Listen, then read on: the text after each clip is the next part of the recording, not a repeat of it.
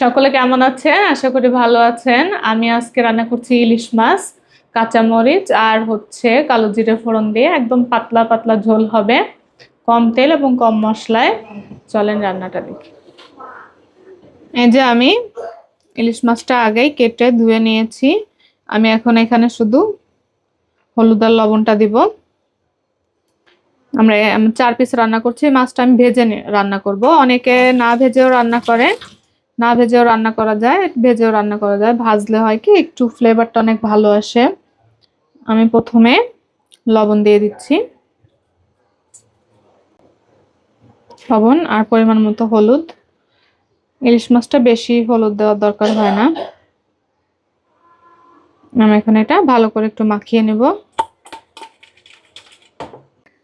আমার কড়াইটা গরম হয়ে গেছে, আমি তেল দিয়ে দিচ্ছি। প্রথমে একটু কমই দিলাম, ইলিশ মাছ থেকে তেল বেরোতে পারে। আমি এটা একদম কম তেলে রান্না করব। আমার তেলটা গরম হয়ে গেছে, আমি এখন মাছগুলো দিয়ে দেব।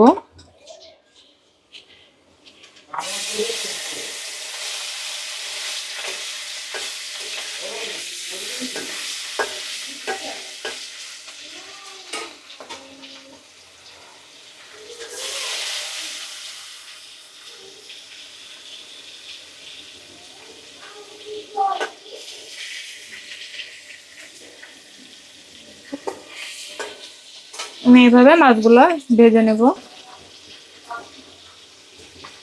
মাছগুলো বেশি কড়া করে ভাজবো না, মোটামুটি একটু লাল হলে নামিয়ে নেব। ইলিশ বেশি ভাজার দরকার হয় না। এই যে মাছগুলো প্রায় ভাজা হয়ে গেছে, আর 1-2 সেকেন্ড পরে আমি তুলে নেব।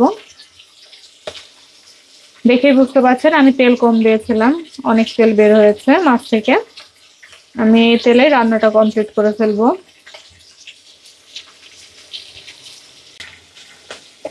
যে মাছটা হয়ে গেছে, আমি উঠিয়ে নিচ্ছি এখন।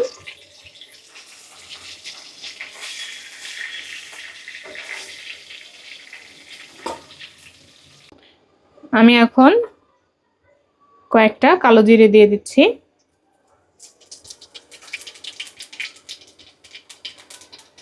কালো জিরের সঙ্গেই কাঁচা মরিচটা দিয়ে দিবেন, তাহলে ফ্লেভারটা অনেক ভালো আসে।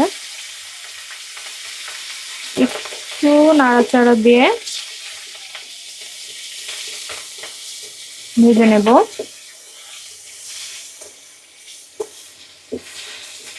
মরিচটা এভাবে দিলে অনেক ভালো ফ্লেভার আসে।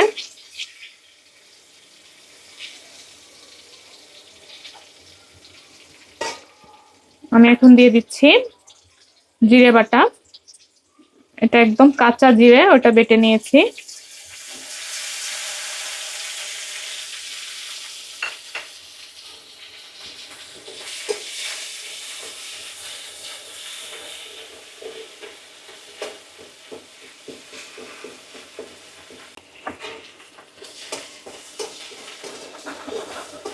জিরেটা ভাজা হয়ে গেছে। আমি এখন জিরে যে বাটিতে বাটা ছিল, আমি ওই জলটা একটু দিয়ে দিচ্ছি।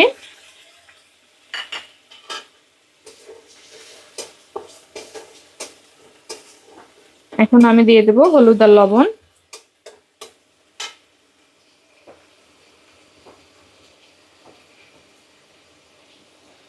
হলুদটা একটু কমই দিচ্ছি, যেহেতু মাছ ভাজার সময় হলুদ দেওয়া। আর দিচ্ছি লবণ। এটা দিয়ে একটু ভালোভাবে মিশিয়ে নিতে হবে।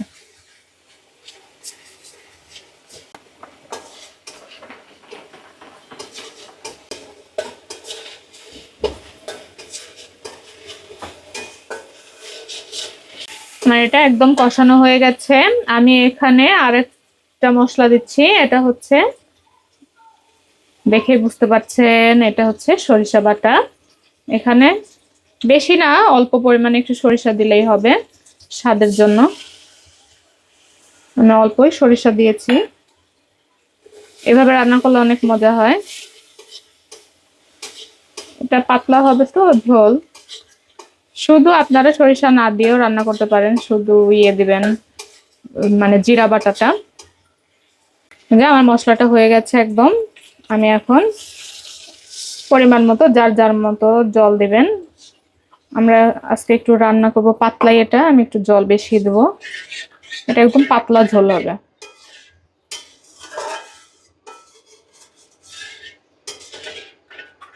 অনেকে রান্নাটা সবজি দিয়েও করে, আমি এখানে সবজি দিচ্ছি না আজকে। এটাতে আলু দিলেও অনেক মজা হয়, আলু বলেন, পটল বলেন, কাঁকরোল বলেন, যেটাই দেন মজা হবে। বেগুন দিয়েও তো অনেক মজা হয়। এই যে আমার ঝোলটা ফুটে গেছে, আমি এখন মাছগুলো দিয়ে দেব। সবাই একটু ভালো মতো ফুটিয়ে নেবেন, মাছ দিয়ে আর বেশিক্ষণ রাখতে হবে না। আমি এখন একে একে মাছগুলো দিয়ে দেব।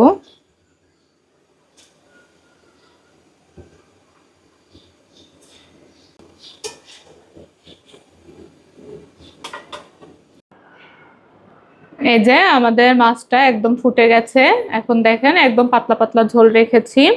আমি এখন এগুলো নামিয়ে নেব। এই যে নামিয়ে নিচ্ছি।